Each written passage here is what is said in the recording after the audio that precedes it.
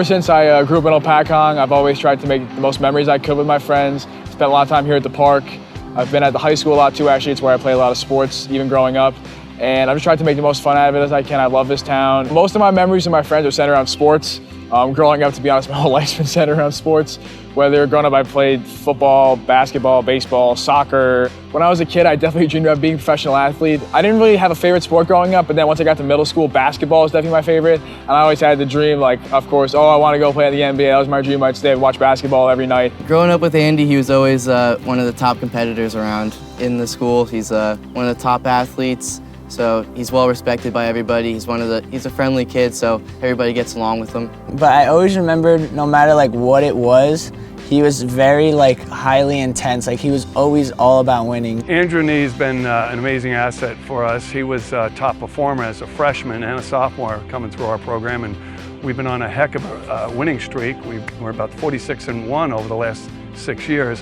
And Andrew was doing great, and then he had a devastating injury. But Andrew is a fantastic young man who sustained a significant knee injury his junior year playing football. It was the second quarter, and actually the play before that, the quarterback threw a really deep pass to me, and I dove out and I just missed it. I remember I was gassed going back to the huddle. Play call was blue 68 key pass, and I know that play is kind of set for me. So, okay, here I go, whatever, I have one more play in me, I know it. And as I was running, there was a cornerback coming straight at me, and there was a linebacker coming from the side, and I was trapped by the sideline, so I really didn't have anywhere to run. The cornerback came straight down, and his shoulder pad went right into my knee. It was a brand new turf field. My foot planted in the ground, my knee twisted, it caved.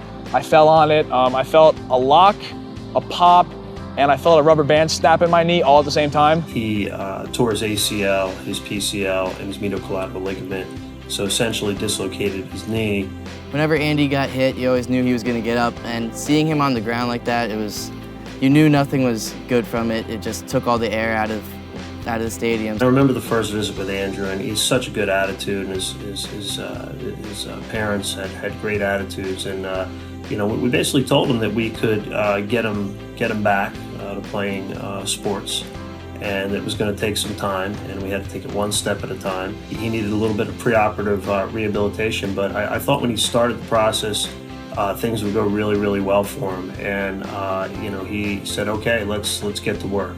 20 years of doing this, I've seen a lot of different injuries, and by far the worst injury I think I've seen was Andrew's injury. Fortunately for us, we've got a great working relationship with the Orthopedic Institute of New Jersey. They do a great job seeing our athletes, getting them in as soon as possible. We were in constant contact, myself and Dr. DeFalco, about what the course of action is with Andrew, what they're going to do on their end, and how everything's going to progress. Andrew had a great support staff, and his parents were terrific, and he had a really good physical therapist, and he had an excellent athletic trainer who looked after him, in school.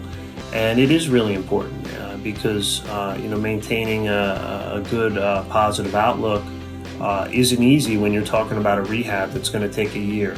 What they can do and the level of individual care they can provide somebody, it just does wonders for their athlete and their psyche.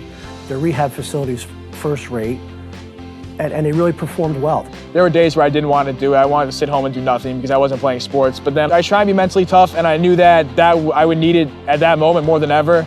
I push myself every day. The harder I work now, it'll be more rewarding for me in the end, and that definitely came true. For a young man who's 17 years old, I thought Andrew had, incredible focus in terms of, trying to set goals, obtaining his goals. His goal was to start his opening night senior year basketball game, and to see that smile on his face, and to know how hard that kid has worked to come on, step on the court, his first basketball game of his senior year, and make an impact on a team in a win was a great situation to be part of. Felt a tremendous amount of pride for him, his family, and everybody involved, just to know how hard everybody worked and the result of that hard work. I didn't know how he would respond from the two major surgeries that he had, but I got to tell you, him coming back it's an amazing. I'm a believer. And I think the kids are believers in Andrew because not only does he perform at a tremendous high level, but his leadership role is one where kids gravitate towards. I knew I had to prove myself. I was looking forward to the challenge. After this, I definitely viewed myself as more of a mentally strong person, and now I can do all those things. Now I can go out there. I know I can run fast again. I know I can play basketball. I'm confident in what I do. I think he's really in a good place now to move on with the rest of his life, and you know, exciting to see a young fellow like that with his whole future ahead of him. I'm just looking forward to, you know, the strength that it built me and what I can do with that, how it correlates in the future.